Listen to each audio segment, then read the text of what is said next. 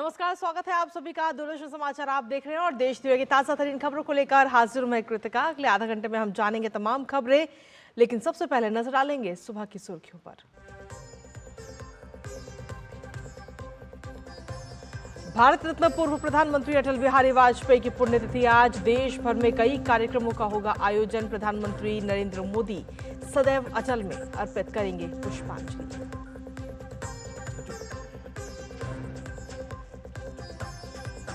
इसरो की आज सुबह 9:17 पर ऐतिहासिक लॉन्चिंग। देश को मिलेगा नया रॉकेट SSLV D3 और सैटेलाइट EOS 8 से मिलेगी आपदाओं की सूचना।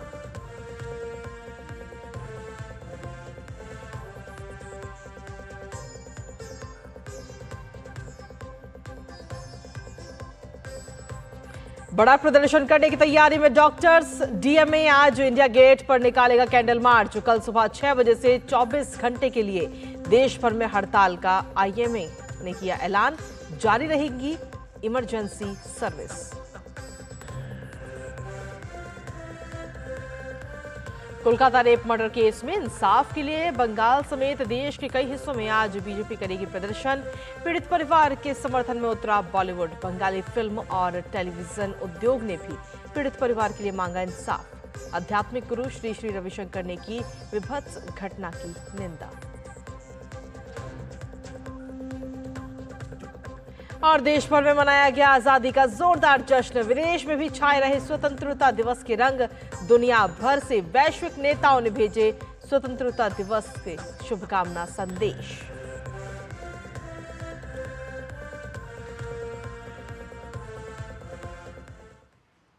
तो ये थी सुबह की सुर्खियां और सुर्खियों के बाद अब खबरों में विस्तार से बात करेंगे। कृतज्ञ राष्ट्र आज देश के पूर्व प्रधानमंत्री और भारत रत्न अटल बिहारी वाजपेयी को उनकी पुण्यतिथि पर नमन कर रहा है।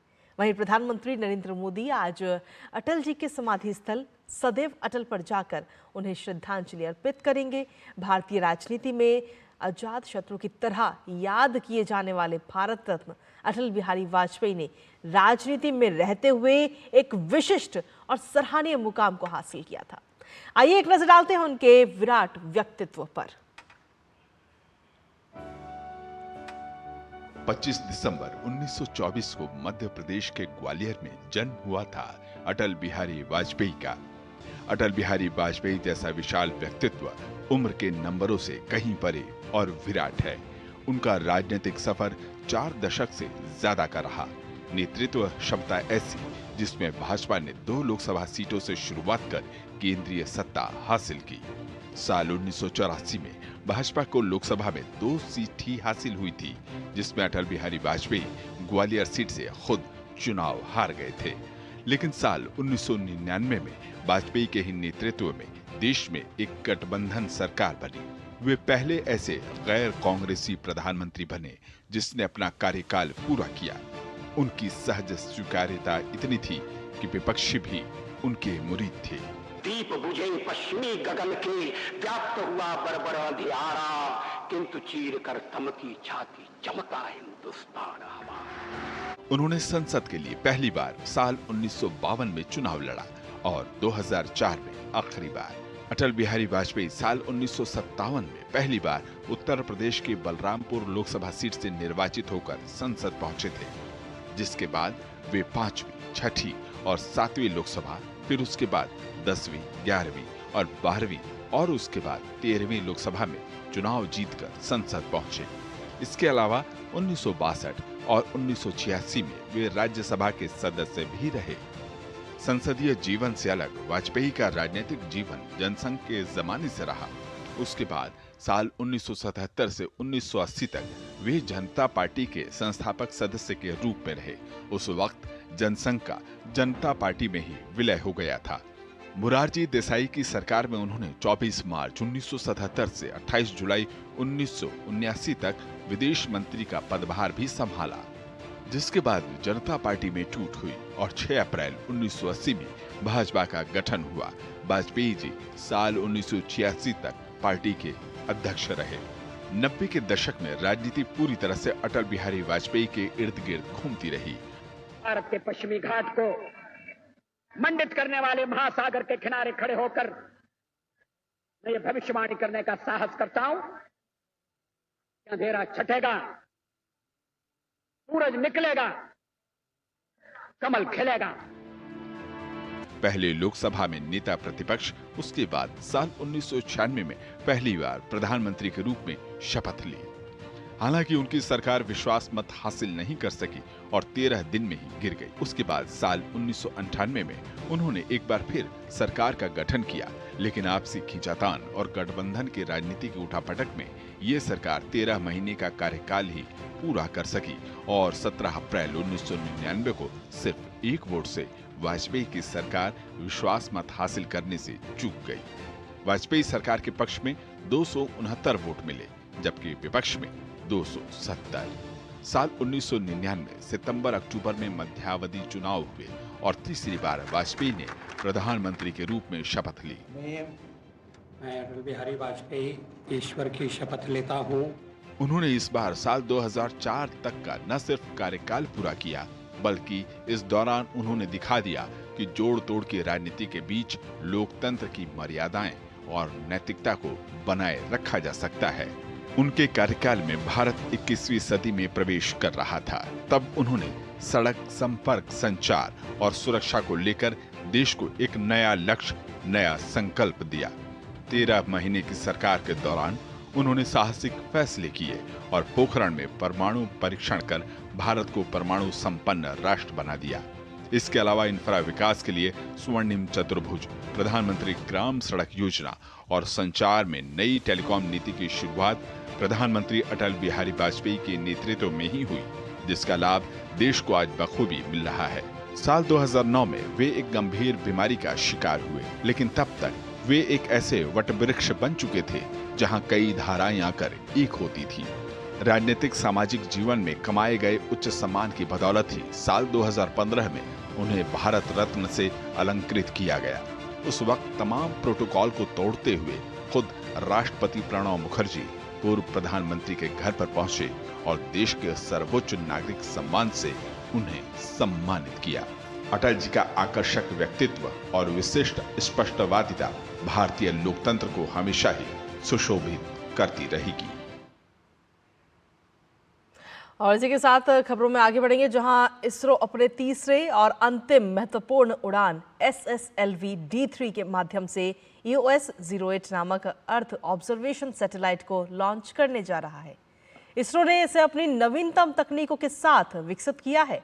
इस उपग्रह को श्रीहरिकोटा के सतीश धवन अंतरिक्ष केंद्र से आज सुबह 9:17 पर प्रक्षेपित किया जाएगा।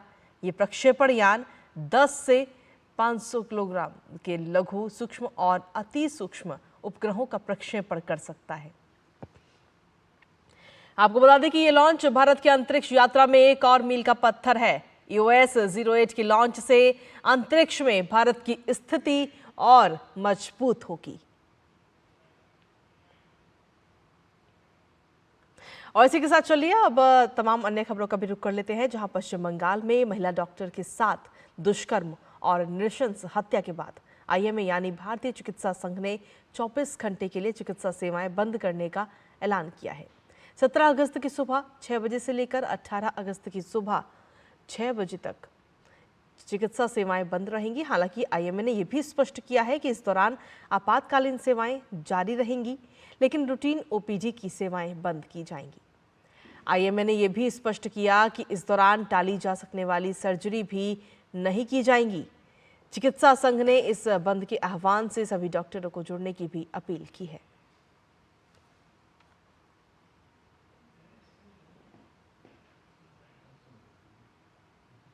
वहीं कोलकाता में महिला डॉक्टर के साथ हुए भयावह अत्याचार और निर्मम हत्या पर हिंदी सिनेमा के कई कलाकारों ने नाराजगी जाहिर की है।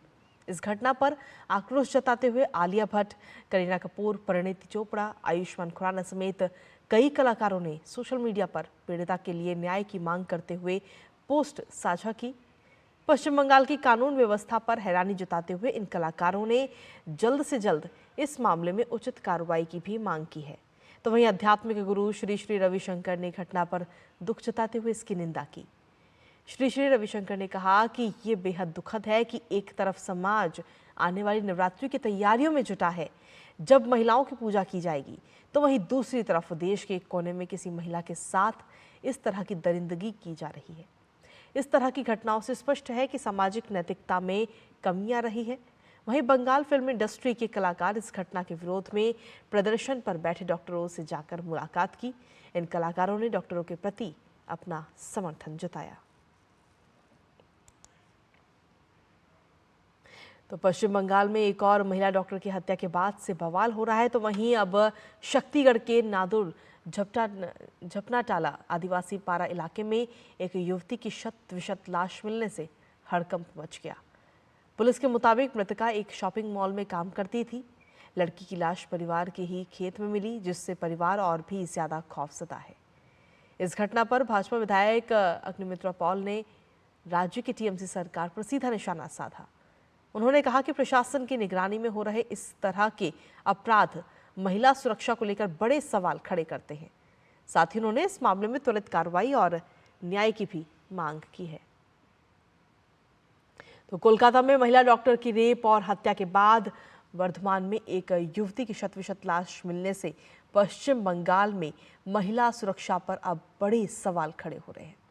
राज्य के भाजपा अध्यक्ष सुकांत मजुमदार ने भी वर्धमान की घटना को लेकर मुख्यमंत्री ममता बनर्जी पर तमाम सवाल उठाए। उन्होंने सोशल मीडिया प्लेटफॉर्म एक्स पर एक पोस्ट की, जिसमें उन्होंने लिखा कि कोलकाता के निर्भया के बाद अब वर्धमान आधी रात को एक खेत में एक युवती का खून से लथपथ शव मिला।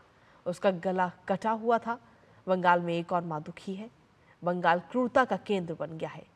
मुख्यमंत्री जी, क्या आपको बंगाल की माताओं की असहाय स्थिति दिखाई नहीं देती?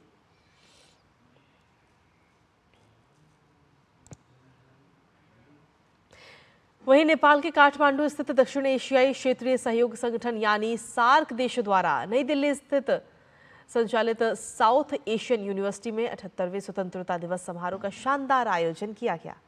कार्यक्रम में बतौर मुख्य अतिथि भाग लेने आए साउथ एशियन यूनिवर्सिटी के अध्यक्ष के अग्रवाल ने झंडारोहण किया और परेड की सलामी भी ली। समारोह के दौरान प्रोफेसर ने कहा कि प्रधानमंत्री नरेंद्र मोदी 2047 के विकसित भारत की संकल्पना को लेकर काम कर रहे हैं। और इसी के साथ फिलहाल मेरे साथ इस बुलेटिन में इतना ही। ब्रेक के उस पर देखिए हमारा खास कार्यक्रम नया सवेरा मेरे और सहयोगी भावना के साथ। नमस्कार।